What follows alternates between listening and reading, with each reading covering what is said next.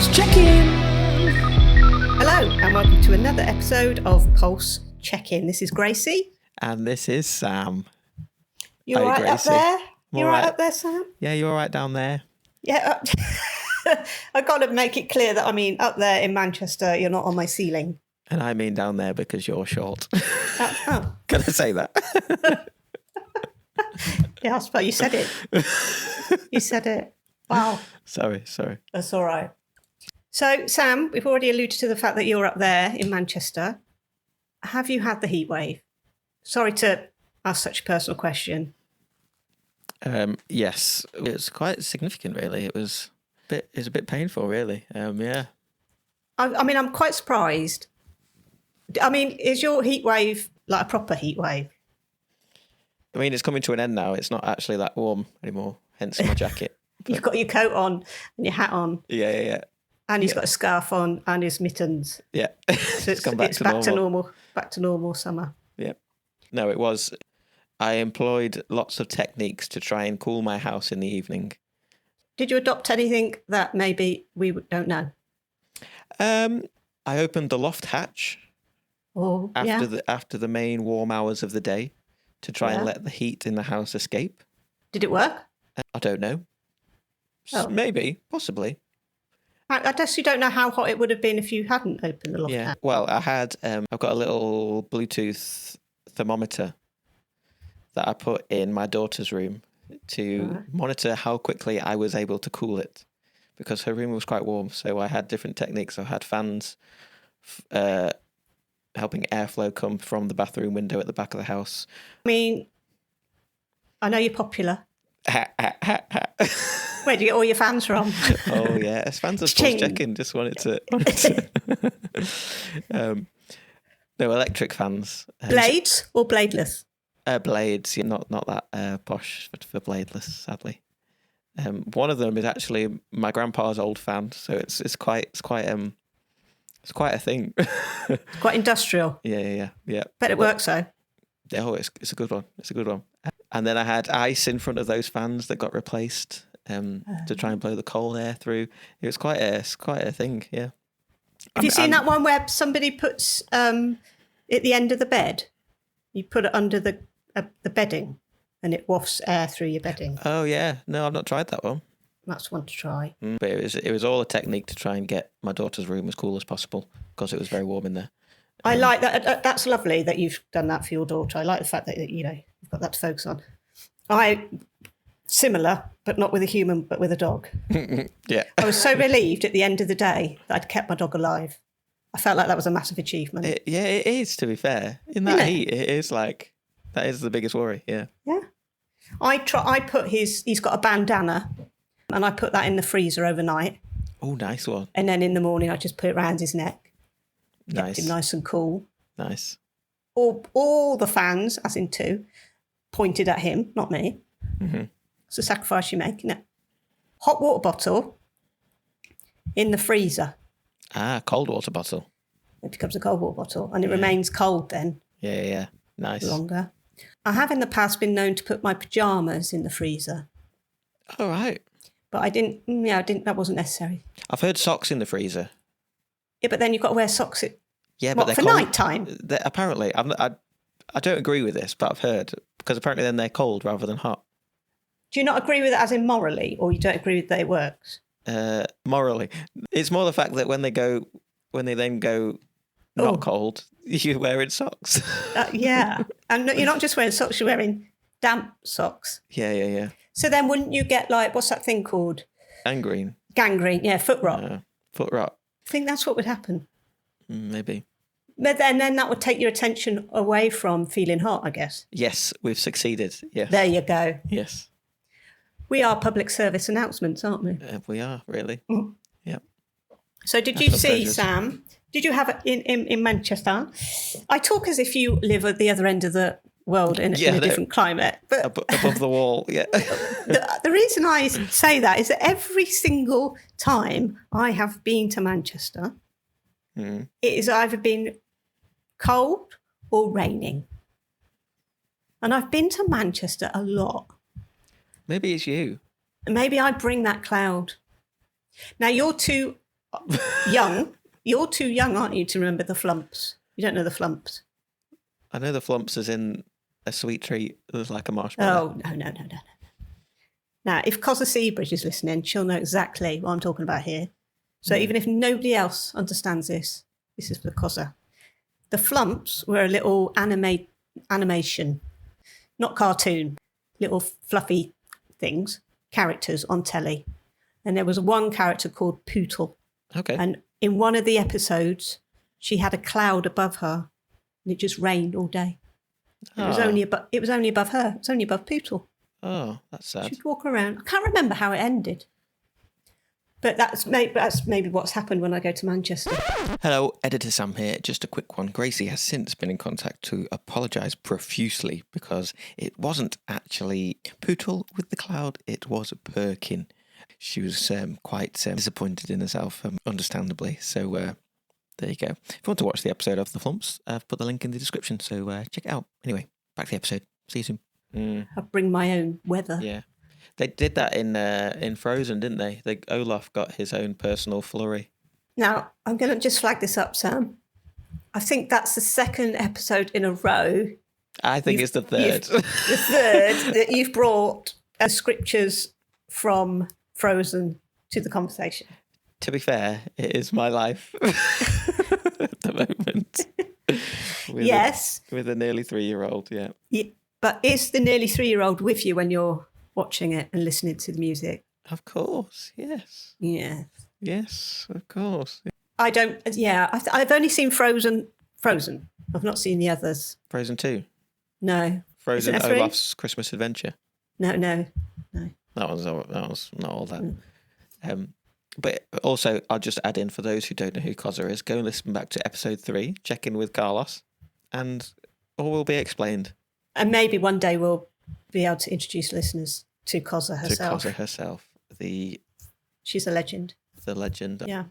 So you had the heat, and did you have people queuing upside down in Australia?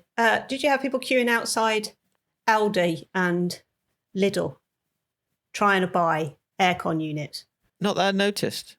Ooh. I haven't seen any to buy, to be fair. They put out a message. I think it was like the day before Red Alert came in. Right. So the day before. And then so everyone, well, down here anyway, went and queued. And it was first come, first served. And we're not very good, are we, at preparing? No. Did you get one? We're not very prepared. I didn't get one. I didn't need one. No, I thought about getting one in the midst of the heat. But then I thought this is probably the worst time to buy it financially. So exactly. And also, so I don't want to show off, but I got one of my fans. I've got two. I got it cheap and in the winter. Nice. So are we suggesting to our pulse checkers, our pulse chickens, that now is the time to buy your heaters? Yes. For Christmas. That's a good point. Or not for Christmas, for the winter. Yeah, that is a good point. Which I think is next week in Manchester. That is a very good point. And there are options.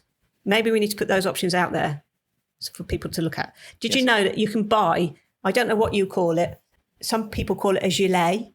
Oh, yes. Some people call it a gillet. Yeah. Some people call it a gilet. They put a different emphasis on it. What was the first one you said? Gilet. Gilet. Gilette. There's my French for today. Anyway, you can get one of those that plugs into a USB and heats up. Yes. And then particularly we live in a world or society where people are working at home more. That's quite useful, isn't it? So you don't have to put the whole heating on. Yes. I mean, this podcast keeps giving and giving. And make sure to subscribe. When we get to the winter, we'll remind you to buy your aircon units. Ready? Yes. You won't regret it. No. Won't regret it. Yeah. My second flat that I had up in Staffordshire, it didn't have any heating, but it had an aircon unit. Oh. And I moved in January and it was snowing. And I remember thinking, this is Staffordshire. And I was only there 6 months. It didn't get hot enough to put on an aircon. Oh, yeah. But it did get cold enough to be needing heating. Mm-hmm. But lack of preparation, isn't it? Lack of preparation. Is that what we're talking about today? That is what we're talking about. The segue. So, wow. But also, it's just not personal stuff. I just think. Not segue, setup. Setup. Yeah, we haven't done that. We haven't linked it in yet. Yeah. It's just this whole idea that we're not very prepared or very good in extreme situations, are we? As a nation, I'm talking about. Mm-hmm. Mm-hmm. Trains can't run because it's too hot. They can't run because it's too cold. Freezers in supermarkets breaking down. Yeah. It's like, so it's that whole idea of maybe we need to turn it on its head a bit. So, like you think about infrastructure, you think of England, maybe the question is, are we built for these extremes? Mm-hmm. Are we ready? And then, so how, in terms of life and even like spiritually or mentally, that thing of, are we built for times of extreme challenges or situations in our life? Are we built for it? And in kind of starting to think about that, I'm not sure that I am. I'm just putting that out there. Some ways I am, but in other ways I still a bit more reactive to extreme situations rather than relying on what I'm rooted in, kind of thing. Yeah, I think in my head it's about a routine thing. When you get put out of your routine from extreme situations or there's something stopping you, I think the way we're wired is to not like that. Is that right? It makes us, yeah. It's like it makes us, it's a bit disconcerting, isn't it? Yeah. And obviously, some people who are more neurodiverse, obviously that affects them more. But in a way, we're all wired that way a little bit. Yeah. No, you're right. I guess in those moments where it's like, oh, you're not ready for it or you're not prepared for it, there's a bit of self-doubt, isn't there? Like you're probably more prepared than you think. Probably got more coping skills than you realise. And yeah, that's not really added to anything. No, it has, because I think in those situations when you doubt yourself, I recently got acquired a wristband that says "Know your worth," which is important because you can think, what have I got to offer to this situation? What, like, with this change, I no longer have a purpose. But just because you don't know what your purpose is or know what's going to happen doesn't mean you don't have a worth, or doesn't mean you won't find out what your purpose in that situation is or work it out. Often you have more to bring to a situation as a newcomer than you think, or than people might think, or do you know what I mean? Yeah. Well, it's like if somebody, I don't know, is just come off the back of learning an intensive first aid thing compared to someone who's been doing it forever and maybe like they do the same thing or have done the old techniques, and then you've got somebody who's come in fresh with the knowledge. And I'm not saying that you just, it's to be confident in those skills that you've picked up or the knowledge that you've gained. Like you said, knowing your worth, knowing your purpose. And when you're rooted in knowing your worth and where your worth comes from, then you're more equipped. A couple of weekends ago, right, I was with some friends and we were trying to plan for the day. Now, literally, all we did that weekend was we'd get a cup of tea, we'd go and sit on the beach, and then we go, oh, right, what should we do next? Let's go and get an ice. So we went and got an ice cream. We went to a different part of the beach. That was kind of the extent of our activity because we were just there just to be together and stuff like that. But each decision required us to look at the weather app. I'm like, and every time they looked at the weather app, not that it made a squat bit of difference, every time they looked, the weather prediction was different. It changed. And I mean, we're talking like every hour we looked at the weather app. Right. And I start to say to them, look, I really don't think we can base our plans on the weather app. Mm-hmm. One, because our plans will happen anyway, despite the weather. Mm-hmm. And two, the weather app doesn't work. It reacts to the weather. It doesn't predict the weather. Mm-hmm. It tries to. It really tries. It tries hard. Bless them, Apple. Yeah. My weather app said for the last few days it's going to rain. Right. Has it rained? No, not really. Well, I mean, that's another miracle in itself. But it got me to think about that whole thing of what we put our trust in. And like that, even the weather app itself doesn't trust itself. It reacts to what's going on around it. And that it causes, it's like, then I'm like, I don't want to use that anymore. Mm-hmm. Don't want to work with that anymore. That's just rubbish. But I was trying to think of those times in everyday life where it's not the extremes. It's not like really tough times. It's not times where I'm feeling moments of trauma and stuff. It's not those dark times. I've been trying to think about, okay, what about in the ordinary? What am I doing to root myself in the ordinary to be able to adapt to those more difficult circumstances that are going to happen in life? And I'm talking mentally and spiritually. Because if you're not kind of, it's that whole thing of, are we built for it? You've got to prepare yourself, don't you? You have to put in the tools to then be able to, when it does get really bad and really tough, because life does get tough, it's for you to be able to, in confidence and in deep faith, know that you can survive those tougher times, those more extreme times. That makes sense? Yeah, definitely. It made me think of like creatively, things that I've done creatively. A lot of those things and the way I work is when I'm in the midst of things, it is reactive to what's going on. Right. Yeah. Explain. For example, musically, leading worship or writing songs or, I don't know, playing music, you react to what's going on in the moment. Mm-hmm. But in order to be able to react to what's going on, you have to practice lots of things. You have to be good at your craft to be able to be free in it. Mm. And I guess that's a reflection of faith as well. The more versed you are in what you believe and in who God says you are, the more you can be free in your faith and free to be that person that you were created to be. Yeah, that's spot on. Nailed it. There's also I know, like in terms of faith, we trust God and stuff. But we've also got to have it's a bit like your worth. You've got to also trust yourself, and be a bit confident that you do have those skills there, and you do have that heart. And it's like the World Cup. I thought I'll mention it because it's on at the moment.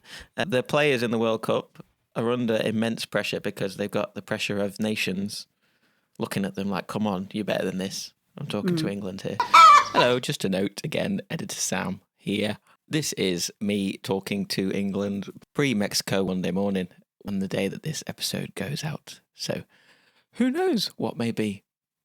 Go on, England. Bulls chicken. And they've got to have that preparation to know that they're doing their job, they're good at their job, to be in that moment and make those decisions and react to what's going on in games. Yeah. Just a little side about the World Cup. What are you feeling about the hydration breaks? Before the World Cup, I thought, oh, that's a good idea because it's going to be hot and sweaty. And when England were playing those friendlies in Florida, I thought, yeah, they're going to need this because otherwise everybody's going to get injured. But as it's gone on, I think it's become clear what it really is. And little advertising break for the American audiences, American TV, bit of a money-making thing, maybe. I mean, there are some games where you can tell it's hot. But in, like, is it Dallas? It's a fully aircon stadium, so what's going on? Yeah, definitely feels like the money-making machine is there is an element of that. Setting the temperature rather than the weather outside. I was laughing the other day. I do like cricket, Sam. A bit of a, and weirdly, I do. Yeah. Do you like Test cricket? I do. Yeah. So I was laughing the other day. You know, Test match that goes on for 25 years, and they were all out in that heat. There was no aircon. There was no. Yeah. And I think I saw them. Well, it didn't once go off for a drink, I don't think. I think somebody came in and carried some drinks. Yeah. He had a swig and went off. I was like, okay, they can do it. Maybe it's not deemed as physical as football, but... Yeah, maybe it's not quite as intense. There we go. That's another conversation. Yeah. But I guess even with the cricket, to be able to have any kind of endurance or stamina, you have to put the work in beforehand, don't you?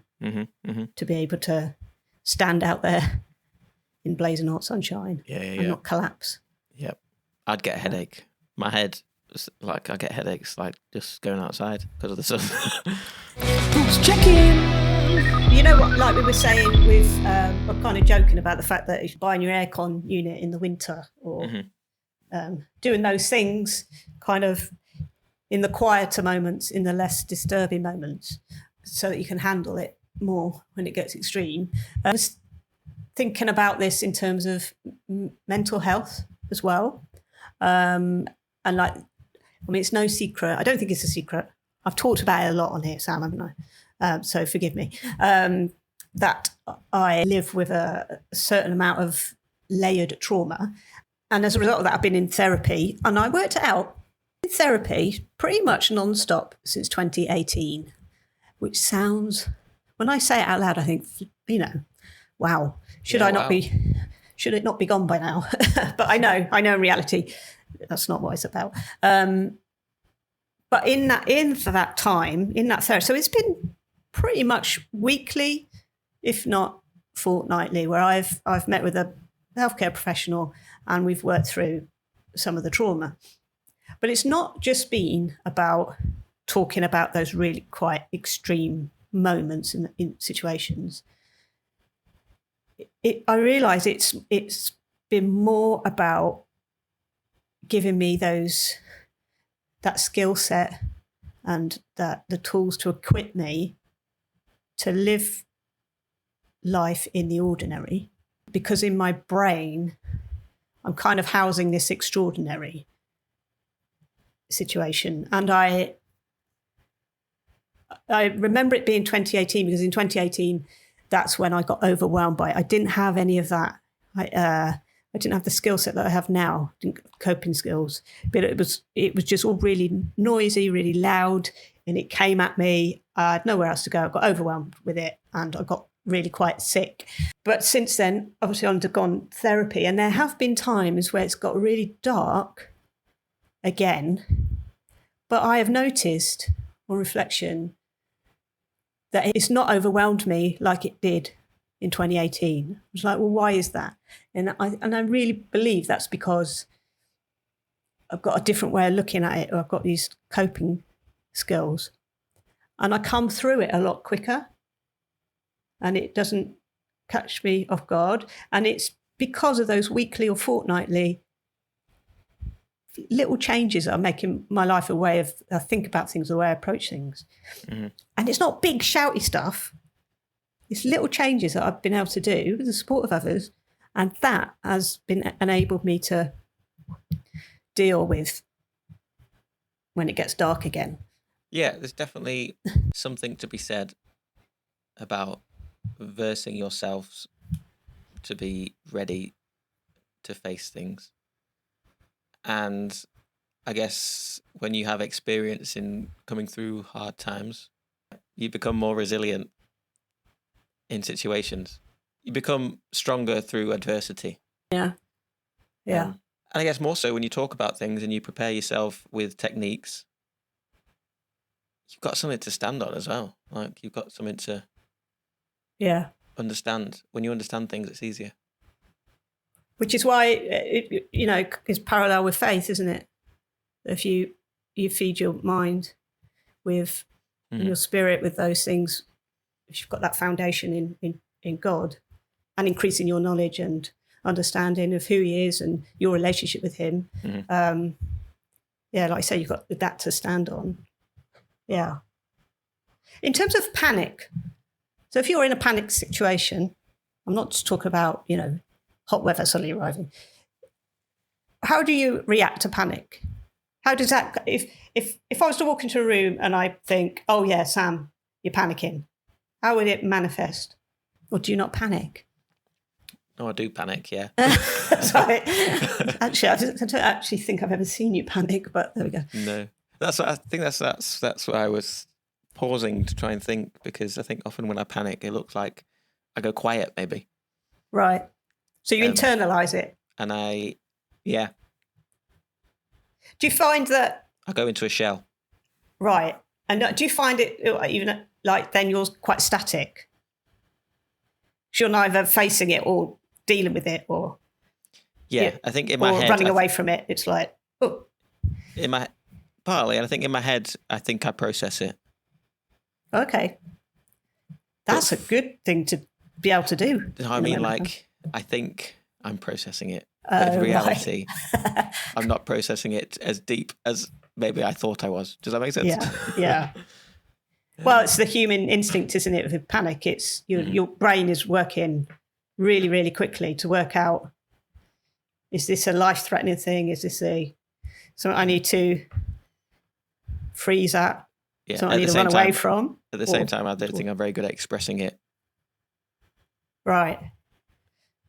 I was going to say something else. I don't think I'm very good at expressing or knowing that I'm panicking. Maybe, I don't know. It depends on the situation, I guess. Can you think of the last time you felt panicked? Mine was in a really, normal situation. Normal, as in, I was trying to I had to go and pick up my friend.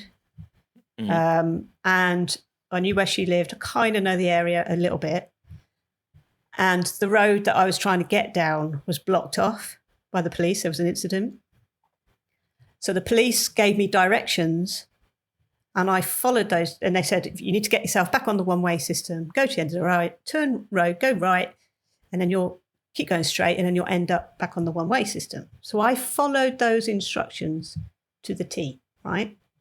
And then as I was kind of coming down the last bit of the road, I looked up and realised I was in a bus and taxi only road. But I couldn't do anything. I just had to keep driving because you couldn't do a U-E or anything. And then I just went into panic in terms of I've got to get out there quicker, but I couldn't. Even though I was like, I've got to get out there, because I kind of said to myself, if I'm not in here as long, then I might not get a ticket, which is so stupid. And then afterwards I was going through it in my head and I picked up my friend and I could not I was like, oh no, I could do this, could have done that, blah, blah, blah. I did get a ticket, which is really annoying. I have contested it though, because I followed the instructions of the police. But yeah, in that moment of panic, it was, how can I get out of here quicker to, yeah. But normally if I panic, I do everything really speedily. And then I don't do anything well. I don't fall back on those things that I know that could work. Yeah. When I panic, I'm not going to be breathing through my nose and out through my mouth. No. Yeah. I'm not going to be thinking, right, name 5 things you can see, 4 things you can tell. I'm not doing any of that when I'm in full-blown panic mode. Yeah, all these techniques to think about when you panic that are the last thing that you think about. Or you panic trying to think about them. Yeah, what are the things? What are the things? Oh, and I did that in the wrong order. Oh, and I mucked that up. I'm still trying to think of the last time I panicked. I love that, Sam. I love that you're trying to think. See, I don't think it's because I haven't panicked. I think it's simply because I can't remember. I blocked it out. What about when you were travelling recently? You went to Paris, didn't you? Did it go smoothly? Didn't lose your passport or anything? Well, funny story about that. We hired a car when we got there. And I guess when you hire a car, you're always a bit on edge because you don't want to incur a huge penalty for damaging it or different side of the road and all that malarkey. Yeah. But I noticed after I'd been driving for about 5 minutes that the petrol tank wasn't full. Right. It was on about 4 notches, which is fine. I wasn't panicking at that point. But right, okay. According to the contract, we found this out after, it should have been on full.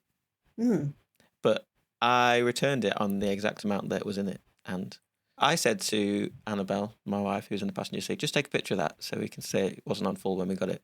But because the picture was 20 minutes after we'd picked the car up, the car company were like, well, this is 20 minutes after you picked it up. So I was like, in 20 minutes? I could have used 2/3 of a tank of petrol. Did you get it sorted? Annabelle was on it. Well done, Annabelle. Yes. So I guess I panicked because this is very minor panic. But you panicked, but you did something about it. Yeah. You took a photo. You were able to think logically. Yeah, in a sense. Eventually. Think, we need to take a photograph to that to prove. Yes. I mean, that's not a great comparison to what you said. Well, no, not as in no, it's not. No, it's not. I didn't mean that. But you're able to think about the facts and think about it logically. In the end, with my bus thing, I did eventually think, oh, hang on, I followed the police's instructions. Mm-hmm. I can come back to them with that. I did. I didn't deliberately drive down a bus lane. But yeah, panic is horrible. Yeah. I mean, morally, you're all right. If you're worried about that, you're all right. Yeah, thanks, Sam. It's all right. I mean, financially, it depends on the people's discretion, which is always questionable. But I'm at the mercy of them now, see? So I've contested it, and it says you have to do it within so many days to pay the half price of it. But because I've contested it, that's on hold until they come back with a reply. But our postman only comes like once on a leap year. And what if I don't get the post to say they've not accepted it? And then I have to pay full whack because my postman's not delivered it. Surely there's a thing against that, isn't there? You can say, I got the post. This is when I got the post. What do you want me to do? You didn't let me know. Yeah. It's not your fault. Anyway, we're not here to talk about my my fines. I was thinking about that whole thing of if you're panicked, does it make you kind of freeze in that moment? Are you able to think clearly? Are you able to lean on those things that you do know?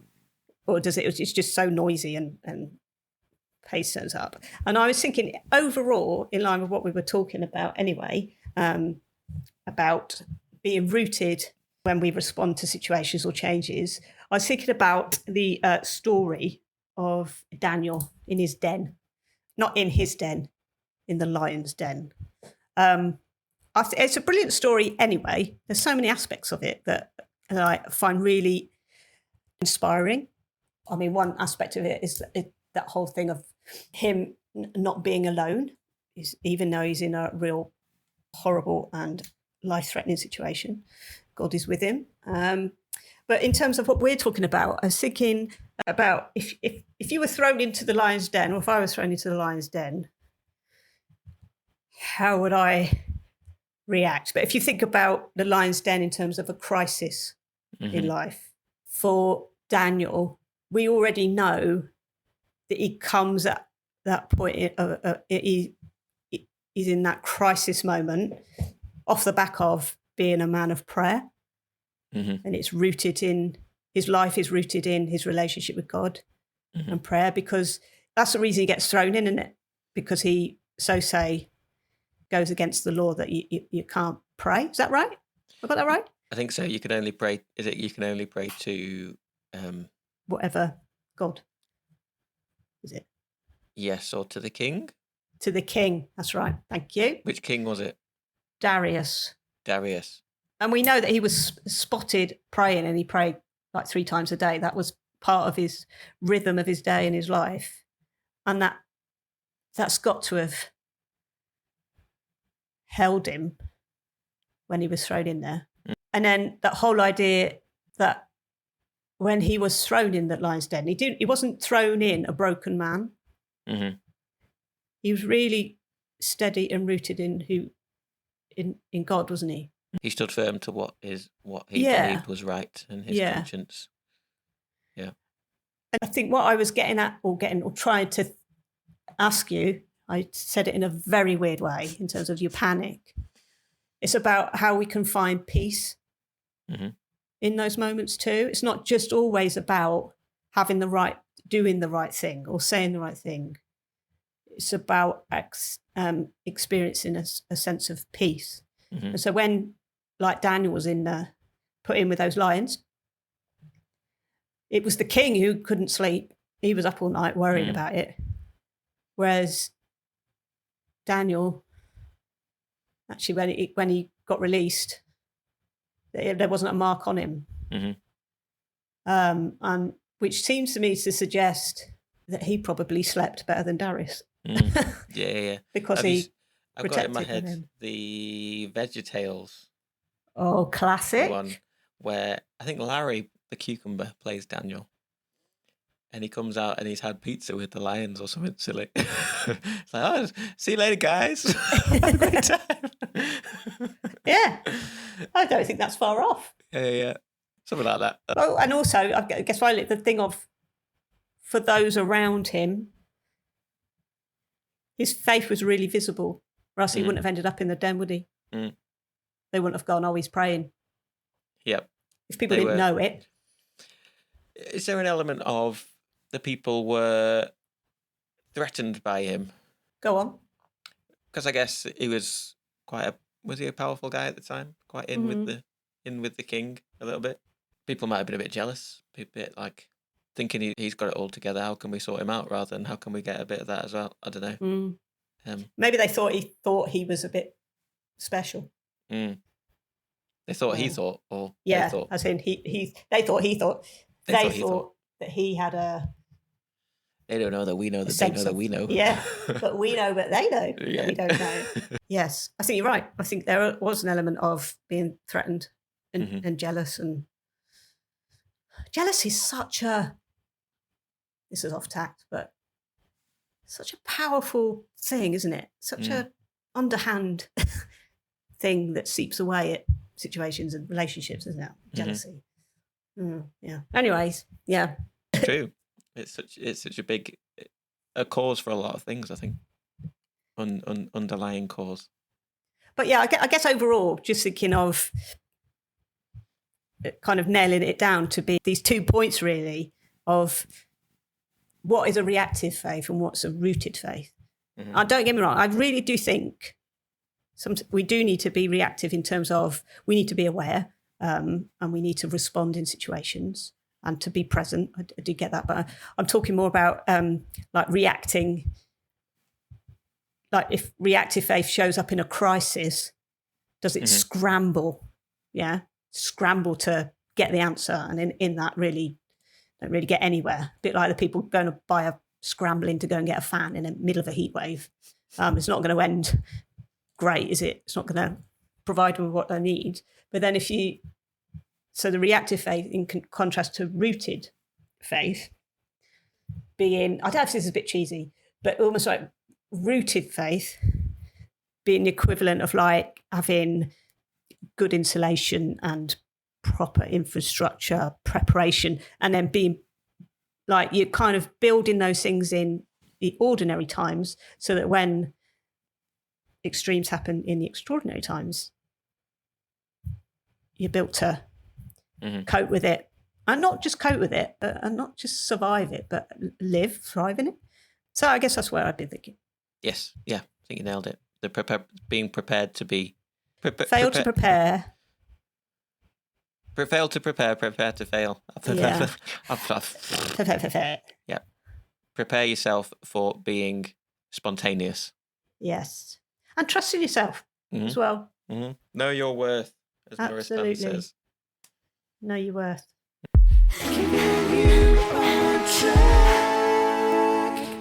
Have you got a track? What's keeping you on track? I do. I have a couple, actually. Oh. Yeah. I've got one chord. I've got to get the name of the artist right. I've recently become acquainted with the Spotify DJ. Oh, have you? Yes. And what does it give you? Well, has it been throwing up some good ones? Throwing up. Sorry to use the word throwing up. It is. It's hitting out some great tracks, but also some absolute trash. I'm like, why are you playing me this? Do you not know my Spotify history? It said, let's go back to some hip hop or something, or some R&B. Oh. And I was like, I'm not really into hip hop or R&B. I'm like I think it was playing Drake and Kanye. I was like, is this just playing popular songs or songs that people have paid the DJ to play to get more listens? I don't know. So in terms of keeping me on track, first one's called Not For Nothing. I think you pronounce his name Sanson. Sansone. Or was that Sansone? I quite like it. It's just slightly different in terms of style of music as well. I don't know what genre it would come under. But have a listen, see what you think. So it's Not For Nothing. And the verse says this, no, nothing's wasted when it's in your hands. You're good at rearranging plans, fixing broken things in ways that don't make sense. Don't know how you wrote a story quite like this. Put the shine back in it when the lights went dim. Put some fight back in it when I felt like quitting, making miracles out of a mess. Wow. Yeah. It kind of nailed our episode in a few lines. Yeah. Yeah, it's a good song. Check it out. The other one is, it's a worship song by Elevation Worship. Hallelujah. Again, it's about like God being faithful, and through every season, in spite of my weakness, it gave me a song I could sing. Hallelujah.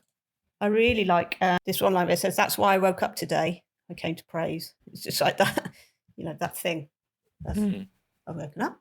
Don't praise God now. Yes. That's whole life. Our whole life is worship. Yes, definitely. Yeah. Being knowing your purpose, rooted in your purpose of absolutely praising. Yeah. So have you got a track? And I guess on that light, when you're rooted in doing things for God's glory and not your own glory, there's less reason to be jealous.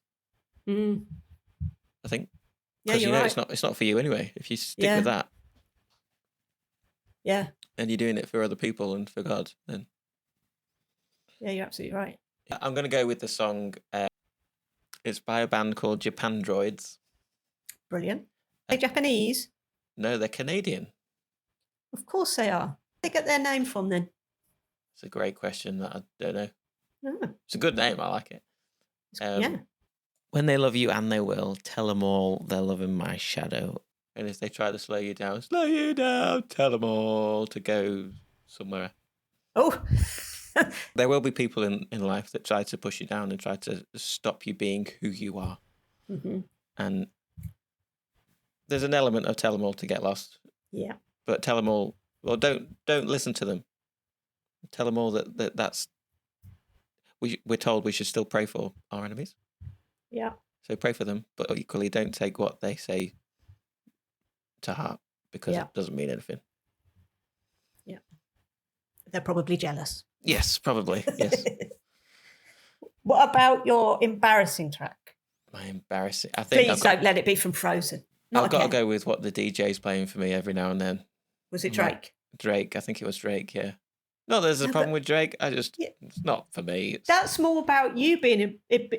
But for some people, if that went on loudspeaker and they heard Drake, they wouldn't be embarrassed for you. They'd be like happy for you. Yeah, I know. So if you go and listen to The House That Heaven Built by Japandroids, you'll realise what I don't like. It doesn't really match. And I'd be really surprised if you like Drake. Yeah. But, we all have our little... Yeah, we all, yeah. I like Bad Bunny. I mean, Bad Bunny, I prefer Bad Bunny, to be fair. A lot of joy with Bad Bunny. My embarrassing one, I talked a few episodes ago that I've kind of stumbled into a bit of country and western. Oh, yes. The odd track that's got like a country and western feel. Yeah. Well, a bit like you, I'm not on Spotify. I've got the Apple equivalent DJ mix thing. Other mixes are available. Other streaming services are available. We wouldn't suggest you listen to all of them. So this, I'm going to make up a word. So if you're going to merge something together and blend something together, you make the word melge, right? This is a melge. A melge. I just made that okay. up. This is a melge Or of a blurge. or a blurge. Yeah. So this is a blurge of country and western and disco. I mean, two of the finest genres you can have, surely. You've pulled out some crackers in the last few episodes. What was the last one? Lord of the Rings goes. The Lord of the Rings. Yeah, so this is country and western and disco, and the track is actually called Crisco. Wow. I'm speechless. It's by an artist called Miranda Lambert. And I'm not embarrassed to say, I should be, but I'm not embarrassed to say this out loud. She is now on my running list. Oh, right, okay. There's something about having those kind of tunes going in your ear when you're out in public and nobody in public that has a clue what you're listening to, and you've got all these joyful songs being played in your ear roll. So you need to get yourself off of Spotify and because Drake, right. DJ Spotify does not know you, Sam, whereas I reckon pop over to Apple, other fruits are available, and you could be exposed to things like Crisco and Lord of the Rings, disco funk. Does sound better. If Spotify AI is listening to me when I'm listening to the DJ, then it will know that I wasn't very happy with it. Maybe it will improve itself, who knows. And on that note, we'll see you chickens later. Make sure to tune in on the first Monday of every month.